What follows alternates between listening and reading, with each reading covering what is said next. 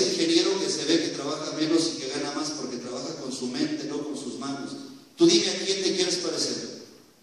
Si me dices que te quieres parecer a tus primos, mañana mismo te envío al campo con tu padre y ya lo convenzo de que no te golpee para que vayas a la escuela. Pero si tú lo que quieres es parecerte a este ingeniero, el lunes voy contigo a la escuela para que veas que no hay ninguna enfermera. No es que no quieras estudiar, tienes miedo y no lo sabes vencer. Yo te voy a ayudar a vencer tus miedos, pero tú lo tienes que decidir. Dime a quién te quieres parecer. Le dije, no mamá, pues a mis primos yo no me quiero parecer, me quiero parecer a este ingeniero.